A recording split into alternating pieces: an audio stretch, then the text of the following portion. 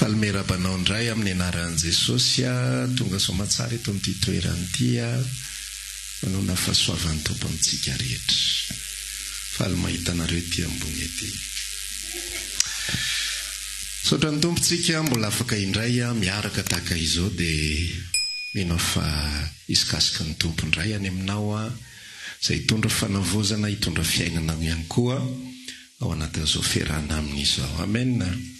Taontsika Jesosy sotra masina vetrany ary. Hebreo 4 no andeha hojerentsika.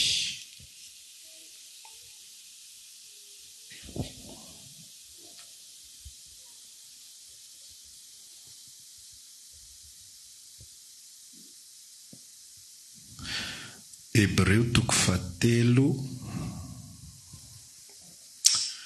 dia vaketsika ny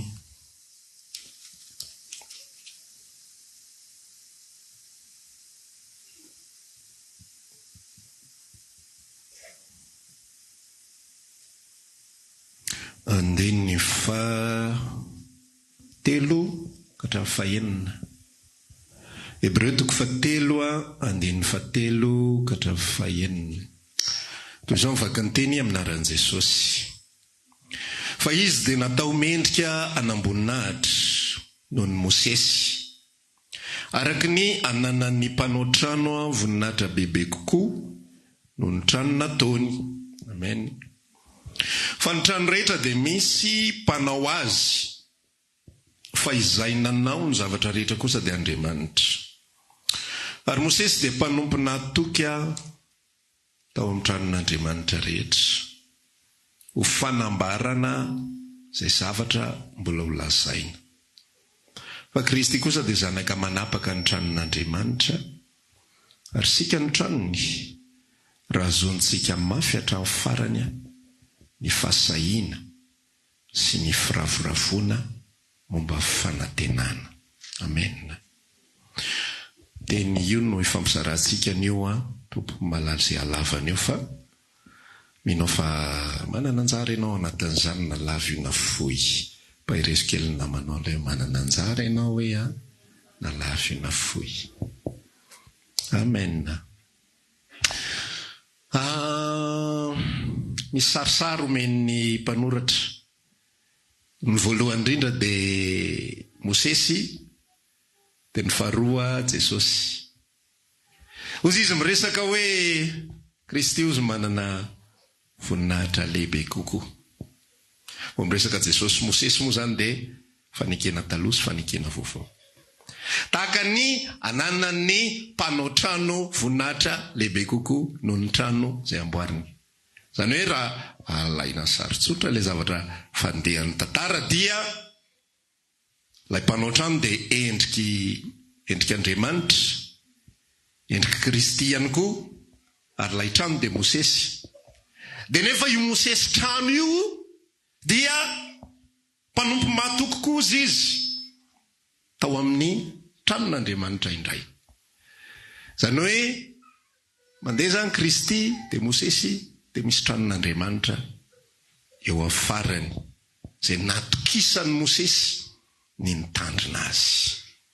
Dia ny afatritsika amin'ity androny ity raha ometsika lohahevitra dia hoe zanaka manapaka ny tranon'Andriamanitra. Amen. Tao anatin'ny fitariana omaly nanao intercession zay dia nikasihan'ny Tompo manokana any amin'ny verset io. Tsy tadidiko akory aiza ho aiza izy io, fa no fahatsiarovako azy epistilin'ny Paoly kanjo any amin'ny Hebreo no misy azy.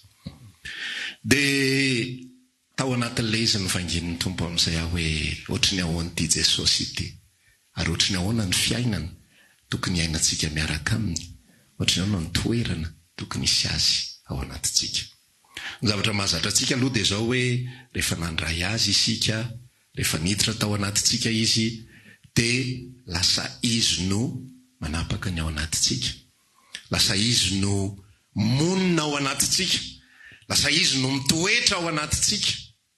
Ny zavatra mahazatra antsika faharoa amin'ny teny hoe manapaka ny tranon'Andriamanitra dia tahaka ny hoe Jesosy eo mahazo manao izay tianao atao ianao. Iza nefa nanao vavaka ohatr'izay aloha, tsangany ny tanana. ataovy zay tianao tompo. Fa matetika le hoe ataovy zay tianao tompo dia zao ny zavatra fandehaliza ao anatin'ny saitsika. Misy zavatra mitranga ao anatin'ny fiainantsika dia tsy fantatritsika na ho aiza ity lalao ity sy ity raharaha ity hoe hipasy sa hidovitra ka mba andaminana saina tsara mba tsy ampitepitepy dia ataovy zay tianao ry tompo.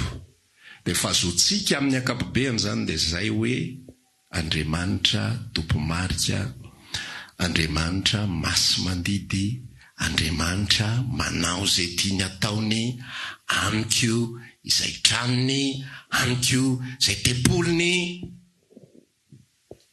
Fa marina zay zavatra zay, tsy diso zay marina zay, manao zay tiany atao izy amintsika. Fa zay teboka anankiray ihany zay. Fa ny teboka faharoa ao anatin'ilay tontolo ny fanapahany ny tranon'Andriamanitra dia tsy iza fa isika izany. Dia tena hoe avela mihitsy ilay Jesosy Kristy zanaka manapaka ny tranon'Andriamanitra hitondra. Avela mihitsy ilay zanaka manapaka ny tranon'Andriamanitra karoana mihitsy. Le anankiray zany tsy manatsafidy ianao. Iny eketsika iny satria efa tsy manatsafidy raha teo tsika zany fa na hidongy ianao na navandra ianao na anorana zay tiany atao ihany ny ataony ka dia aloha milamina le resaka arahana arak'izay fanaovany azy eo. Fa le anankiray lay teboka faharoa dia zaho mihitsy ny manolotra ny fiainako, zaho mihitsy ny manolotra an'ilay tranon'Andriamanitra ho atolotra ho rafetan'Andriamanitra. Ozy izy milaza ny bokin'ny Efesianina le haitsika tsara iny hoe isika ozy izy, ianareo ozy izy, zahay aloha izy, zahay dia mpiara-miasa amin'Andriamanitra ary ianareo dia tranon'Andriamanitra, sahan'Andriamanitra sy trano arafitr'Andriamanitra. Zany hoe amin'ny vanim-potoana isika nanaiky, amin'ny vanim-potoana isika nandray ny famonjeny Jesosy, dia raikitra amin'izay ny fanamboara-trano, fa ny fiarahana amin'Andriamanitra dia nomen'Andriamanitra safidy ihany koa isika eo amin'ny famonjeny. Ianao tsy manatsafidy fa izy no miantso anao amin'ny vanim-potoanany sy amin'ny fotoana itiavany azy. Takizay ihany koa ny havanao, vavaka ho azy ny azonao atao, mangataka ho azy, mifona ho azy, miresaka ho azy. Fa izy manana ny fotoanany. Izy milaza amin'ny Galatiana 3:3 rehefa tonga ny fetrandro voatendry ny rainy, rehefa tonga ny fetrandro voatendry ny rainy dia avoakany amin'izay io olona io. Amin'ny fotoana amin'izay tsika lasa zanak'Andriamanitra, dia lasa trano isika arafitr'Andriamanitra. Ao amin'io trano arafitr'Andriamanitra io dia misy ny party an'Andriamanitra izay tsy ankinantsika, izay tsy safiditsika. Ozy ateo fa manao zay tiany atao izy. Mitondra problema izy amin'ny vanim-potoana itiavany hitondrana problema amin'ny fiainanao. Nanao amen ianao na tsy anao amen. Ary mitondra vahaolana izy amin'ny vanim-potoana itiavany anaovany an'izany. Fantatro fa manao amen ianao na dia tsy teny ary tsika. Amin'ny vanim-potoana izy no manapa-kevitra hoe hitondra an'izao lalana izao indray. Ato indray tsika fa tsy atsy, miakatra tsika fa tsy midina, miditra ny anaty lavaka tsika fa tsy mandeha tany mahitsy. Zay le tsy ananantsika safidy, fa zay le hitariany anao fotsiny amin'izao, zay le andehananao fotsiny amin'izao. Zay le teneny any amin'ny Salamo 119 hoe efa nizatoetra anay ianao Andriamanitra, efa nanadio anay ianao tahaka ny fandio vola fotsy amin'ny memy. Sy ny sisa rehetrarehetra iny an'Andriamanitra purement, na anaiky ianao na tsy anaiky. Ohatra le tanatanamanga ny Jona tsy nangataka tanatanamanga fa namboleny le izy, ary Jona tsy nangataka mba tsy nitsodra amin'ny tanatanamangany fa nyvonoany le izy no manao an'iny. Fa ny teboka faharoa raha lasa nabavy ao anatin'ny fiainana miaraka amin'Andriamanitra dia zasainao mihitsy no manolotra n'ilay fiainana. Ny anankiray zany izy no manao zay tiany atao ao amin'ilay fiainana, fa ny anankiray kosa ianao no manolotra n'ilay fiainanao anaovany azy. Manomboka azonao kely ve? Roa zany le izy tsy mijanona fotsiny amin'ny hoe anao a Jesosy dia ataovy izay tianao atao fa atolotro mihitsy. Ny ohatra anankiray tiako hifampizarana aminao n'ity androandroany ity dia zao, ny olona anankiray rehefa any Kristy Jesosy dia tsy maintsy mamokatra izy, tsy maintsy, satria izay ny teniny, tsy anareo fidy afo za mifidy anareo, mandehananareo andesy amoa araka mivokatra reo. Ny olona anankiray rehefa eo amin'ny tena, eo amin'ny membre du corps, dia tsy maintsy ilaina izy matoy izy eo. Hotsika nresaka hoe ny famoronana Andriamanitra dia zavatra mahagaga mihitsy fa nomeny daholy. Na mahatonga antsika olombelona tsisy volo io ary nge mahagaga. Efa manintsika tsy ohatry ny ragidro sy rajako feno volo. Fa nomen'Andriamanitra atidoha ny olombelona, meny saina ikaroka dia namorona fitafiana ny olombelona. Fa ny ragidro sy ny rajako tsy manana saina ikaroka dia tonga dia nomena azy d'origine ny volony. Dia ilaina io zavatra io. Dia ny antsika nomena atidoha, dia ilay atidoha antsika indray no mampiasa saina hoe inona ny ilaiko, inona ny tsy ampy eto amin'ny vatako ka mila foroniko sy amboariko. Eo amin'ny tenan'i Kristy ny olona anankiray dia mamokatra izy. Fa izay ilay teboka voalohany, Andriamanitra mampamokatra anazy. Andriamanitra mampamokatra anazy. Amin'ny fomba tsy ampoziny ohatra misy zavatra mitranga ao anatin'ny fiainany a, dia amin'ny alalan'iny zavatra mitranga iny a, ataon'Andriamanitra lalam-pamonjena ho an'olon-kafa iny zavatra mitranga iny. Ataon'Andriamanitra lalam-pananganana ho an'ny zanany hafa iny zavatra mitranga iny. Nampiasainy tsy safidin'ilay olona izy izay, fa safidy décision céleste hoe zao no ilako anao, asaiko manao an'izao ianao ho an'ity olona ity. Azonao fiatra eo aloha. Fa ny anankiray kosa amin'izay, karazany faharoa, décision avao amin'ilay olona, ataoko hoe za zany le izy. Za zany raha nivonjeny Jesosy, na anompo na tsy anompo, na hitory filazantsara na tsy hitory filazantsara, na hijoro vavolombelona na tsy hijoro vavolombelona, na hoaiza na hoaiza, na hoana na hoana, dia misy fomba ampiasan'Andriamanitra arak'izay ilany azy. Fa avy eo kosa raha manolotra ny tena koa ho mpanompo. Hozy izy Paul laza, za hozy izy efa afaka amin'ny olona rehetra. Korinthiana voalohany toko 9. Fa mbola atolotro ihany ny tenako ho mpanompo ny olona rehetra, mba ahazoako misy kokoa ho an'i Kristy. Décision an'i Paul zay. Azonao le izy? Azonao? Misy zavatra anananao fahefana, dia misy zavatra tsy anananao fahefana fa avy amin'Andriamanitra. Dia androany dia hiresaka aminao hoe zanaka manapaka ny tranon'Andriamanitra Kristy. Fa voafetra ihany zay zavatra ataony zay. Fa misy parti anao mila manao zavatra ao anatin'ilay izy. Manomboka misy misokatra kely. Toizantsika ny resaka raha manomboka misy misokatra kely.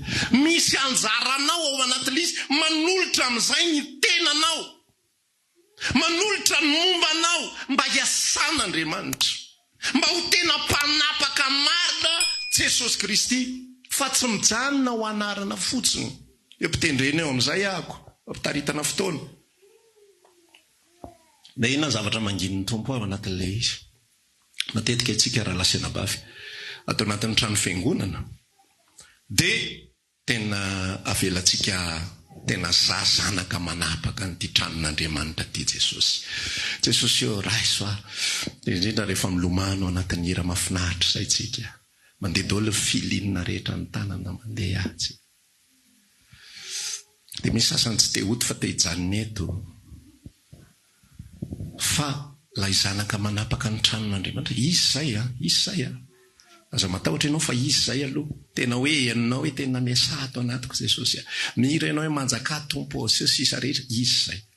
Fa ny atao hoe zanaka manapaka ny tranon'Andriamanitra raha lasaina bavy dia tsy atao anatin'ity trano ity irery ihany, fa indrindraindrindra any ivelan'ity trano ity. Eo amin'izay mandinika hoe ohatry ny ahoana tsika ve tena tapahan'ny fanan'Andriamanitra marina ivelan'ity trano ity. Ivelan'ny fiaraha-miangona, ivelan'ny fotoam-bavaka. Isika ve tena feheziny fa tena zanaka manapaka ny tranon'Andriamanitra marina ve Jesosy? Manapaka marina ve Jesosy? Sa ny ivelany ihany aho dia misaina zay tiako saina. Azonao le izy, zay le choix zay le safidy. Ivoaka eto aho. Inona no sainiko? Safidinao zay sa tsy safidinao aloha e? valio alovanareo koa migongona fotsiny. Safidinao zany. Safidinao ny ompienona ny afatra Andriamanitra, dia zao ny ambarany io abolana hoe anaka. Tandremo ny teniko. Atongilany ny sofinao ian'ny filazako. Tsy Andriamanitra miteny an'iny. Solomona no miresaka an'iny satria manambara fahendrena izy.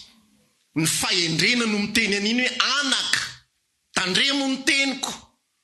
Atongilany ny sofinao ian'ny filazako. Aza vela iala io masonao izy fa raketo oponao fa hainao amin'ny mahazo azy izy ary famelombelomana ho an'ny nofony rehetra. Tsy Andriamanitra no manambara an'izany fa Solomona. Ohatra zay ihany koa le oabolana firmona izy an'izy 26-23 angamba le hoe anaka tolory amin'ny fonao. Tsy Andriamanitra no miteny an'iny fa ny fahendrena no miteny an'iny hoe atolory amin'ny fonao. Ary ny dika le hoe atolory amin'ny fonao dia enoy izay ambarako. Herintsika amin'ilay resaka. Miainy ny afatra Andriamanitra isika. Avy miainy ny afatra Andriamanitra isika dia misy décision amin'izay. Andriamanitra miasa ao anatinao ao anatin'ny afatra. Fa mitohy afatra ataony tsy mihera aminao satria izy avo be tsy takatry ny saina ny fieritreretany ary manana planina tsy azo nyity saitsika ity takariny. Fa tsy midika zany hoe tsy manao ninina ianao fa miandry izay ataony eo fotsiny. Ianao tsy voninkazo. Amen. Ka iandry izay ataony eo fotsiny. Ianao tsy soavaly ka iandry tengenana. Fa ianao manana décision. Za manana décision. Ina ny avelako ivezivezy atao anatin'ity saiko ity fa zay avelako mivezivezy atao anatin'ny saiko. Zay no mamaritra hoe iza lay manapaka an'ilay tranon'Andriamanitra. Azonao ve ilay fandehan-javatra? Jesosy tsy hanapaka, tsy hanaforce anao mihitsy hoe vonoa io tele io, vonoa io. Baiboly jerena ihany. Taoko jamby io maso io raha vao mbola mitoy mijery eo. Tsy manao an'izany izy. Fa ianao no mila manapa-kevitra. Amen.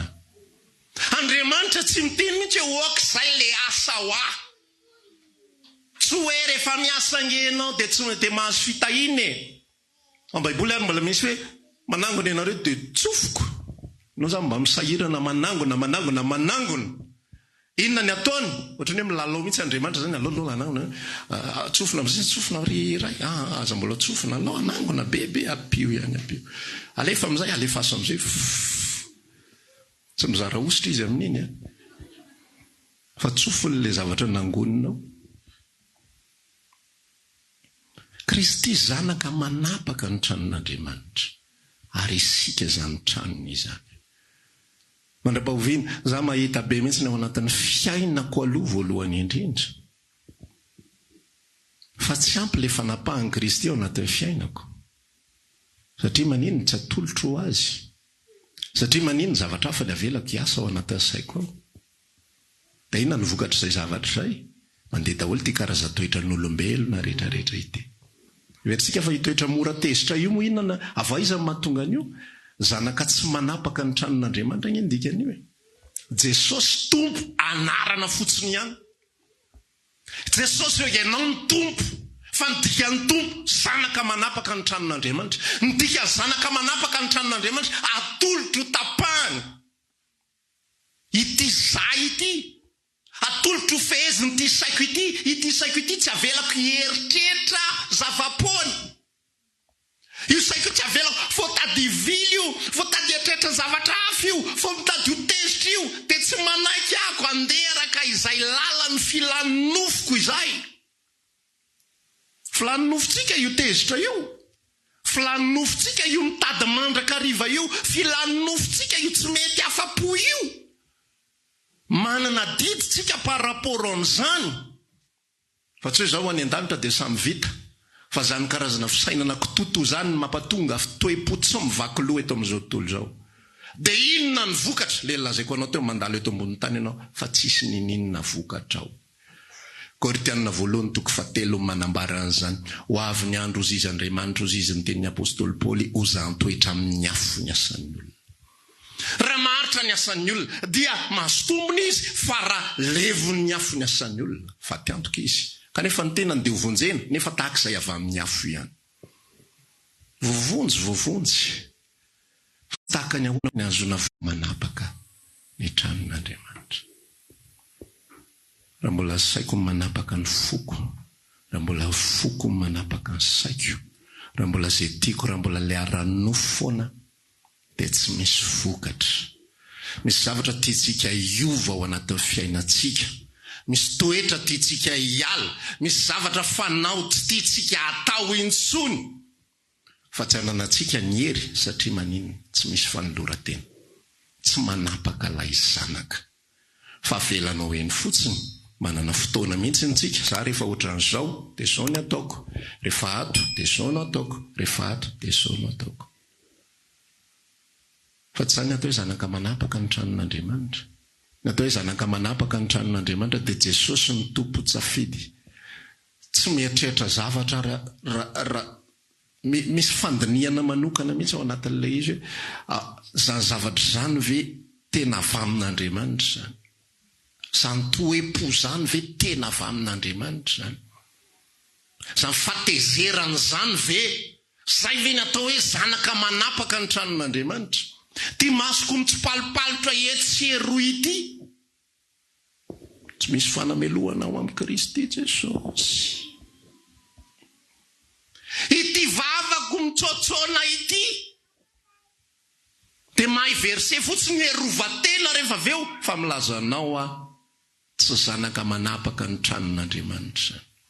Arazagaga raha tsisy voan'ny Kristy mivoaka betsaka ao anatintsika. Misy le izy fa ndraindray tsipotsiponiny eny fotsiny.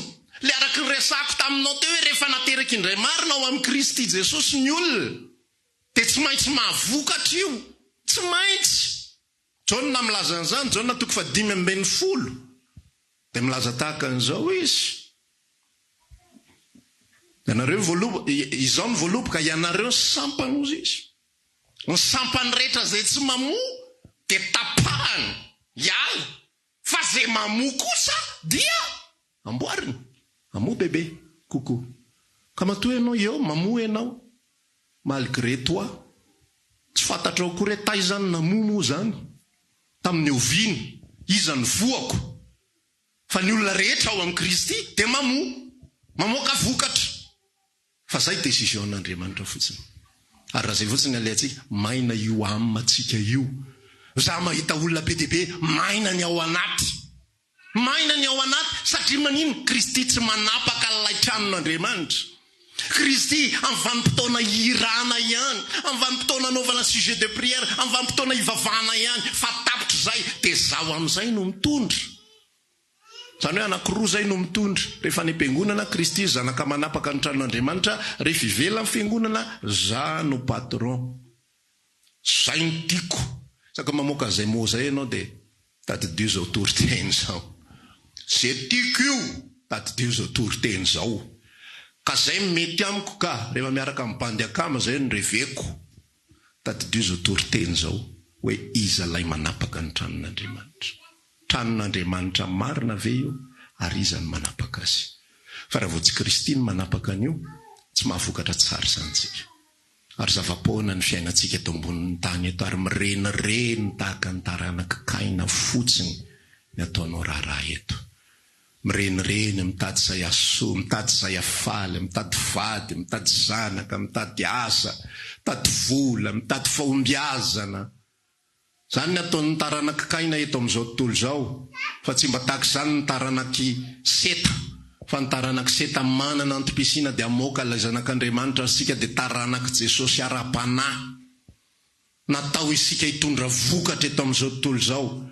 Fa tsy hitondra vokatra ianao raha tsy manapaka ao anatinao ilay zanak'Andriamanitra. Zany ny antony fanoloran-tena io izy ny Romanina 12:20, atolory ny tenanareo fanatitra vela. Aza manaraka ny fanao n'izao tontolo zao izy. Aza manaraka ny fisaina n'izao tontolo zao. Tsika eto anivon'izao tontolo zao, be dia be ny zavatra izay hitan'ny masontsika. Be dia be ny zavatra izay ampianarina antsika, be dia be ny zavatra izay mahavariana antsika. Fa ao anatin'izany zavatra rehetrarehetra zany, sasianao mila manapa-kevitra. Sa mijery télé, tsisy miteny aminao hoe aza mijery télé.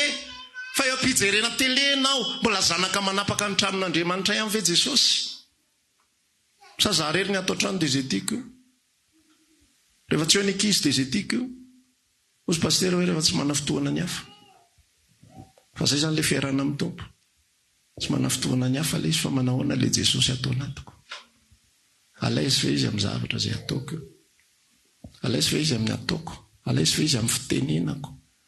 Alaizy ve izy amin'ny zavatra mihodina ao anatiny io saiko io? Anjarantsika ny manapaka sy mifeny ao anatin'izany hoe Jesosy io za tsy eritreritra n'izany zavatra zany. Marina fa nanisy ratsy aty olona ty, tena mitady aloto ny foko. Fa ianao ny zanaka manapaka ny tranon'Andriamanitra. Tsy avelako isy an'izany any anatiko. Ozy izy Solomona ny amin'ny boky Mpitori teny faraka 12 hoe esory hiala ho amponao ny alahelo. Ary alaviro ny sainao ny ratsy ozy izy. Fa fatanorana sy ny zavatra hafa rehetrarehetra dia zava-poana avokoa. Esory, avlio, zay mihitsy le teny, avlio, misy ataky tonga eo anatrehantsika. Misy fakapana tonga eo imasoko. Misy fakapana tonga eto ambavako. Te anao an'izao a, te hiteny an'izao a, te anaraka an'izao a, zao no tiako andanina ny fotoanako.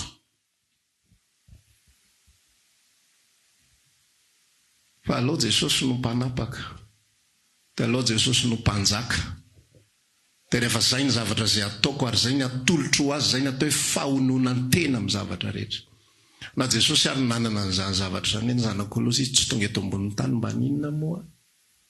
Anao ny sitrapony. Fa ninona? Sitrapony zay naniraka azy. Raha toizantsika le lalao zany, le resaka tamin'ny voalohany teo.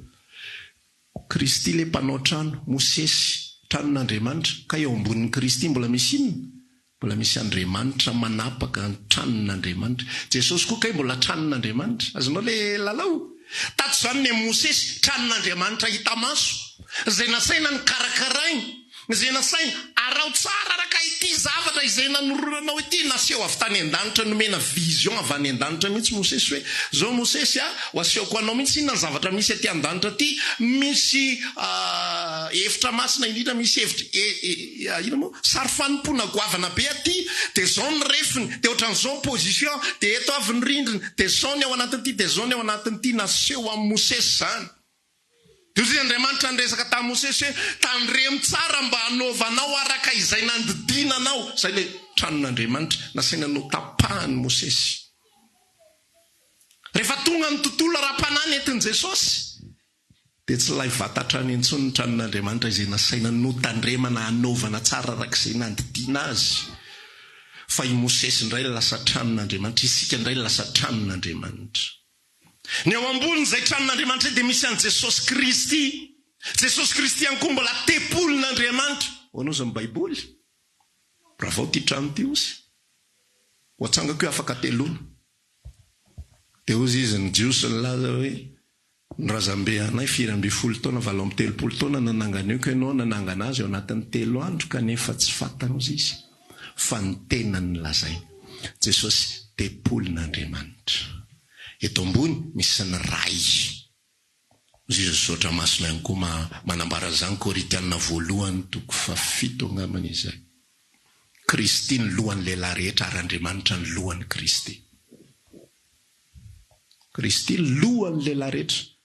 Ny lehilahy ny lohan'ny vehivavy rehetra. Kristy ny lohan'ny lehilahy rehetra ary Andriamanitra ny lohan'ny Kristy.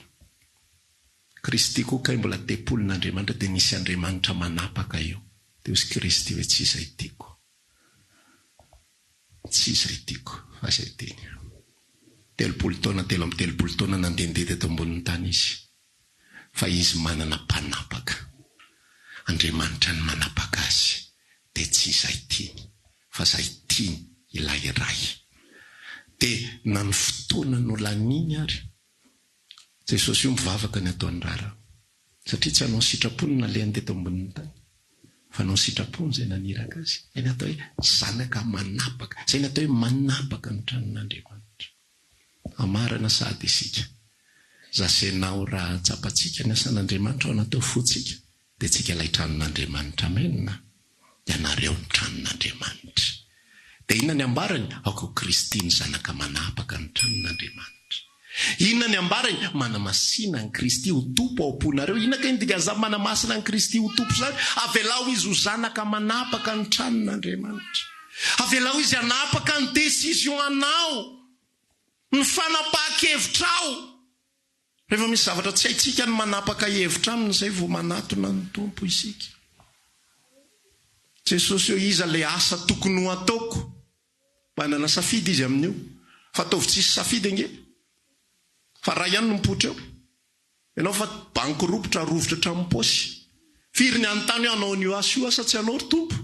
Fa ny ankamaroany mamindra fo amiko tompo, ny kibo tsy mba lamosina, aloha za hiditra amin'ity asa ity fa matika noanana ny zanako. Raha misy soa roa mangatakitsika miresaka amin'Andriamanitra.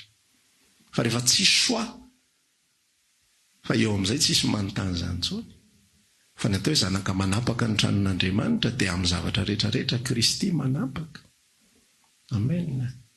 Tandremo ny fitondratenantsika. Amen. Tandremo ny zavatra mihodina ao anatin'ny saina io. Tandremo ty molotra ty. Fa misy patron isika. Amen. Ary ny patron antsika felona ao anatintsika fa tsy atao anatin'ity trano ty. Amen. Azao kely namanao felona ao anatinao ny patron anao efa tsy ato. Amen. Amin'ny vanim-potoana rehetra avelao Jesosy zanaka manapaka ny tranon'Andriamanitra. Amen. Taontsika hitsangana hivavaka fa ohatra ny sahiran-kirana nareo ny telona azy androany. Samy miresaka amin'ny tompo atoloran'ny tenanareo. Fa natitra velona masina sitrak'Andriamanitra. Fa ny pompanahy mety ataonareo zany. Dia aza manaraka amin'ny fanao izao tontolo izao. Fa izao tontolo izao tsy manana mpanapaka. Fa isika manana mpanapaka. Tsika ondry, manana mpiandry. Fa tsy ambodi tsisy mpiandry. Tsy osy tsisy mpiandry. Tsy biby hafa tsy misy mpiandry. Fa isika ondry ny Kristy manana mpiandry. Samy miresaka amin'ny androany dia mehoaza fahefana. Mehoazo ny toerany androany. Panapahany tokoa anatin'ny fiainantsika. Raha maniry ary mavaka aminay ianao dia tongava ary isaky ny alahady amin'ny 7 ora sasany, ny talata amin'ny 12 ora sasany, ny alarobia amin'ny 12 ora, eny Antsahamanitra 100 metatra ambany fijerena fety, trano Gribege amin'ny ankavian-dalana. Tongava soa tompoko.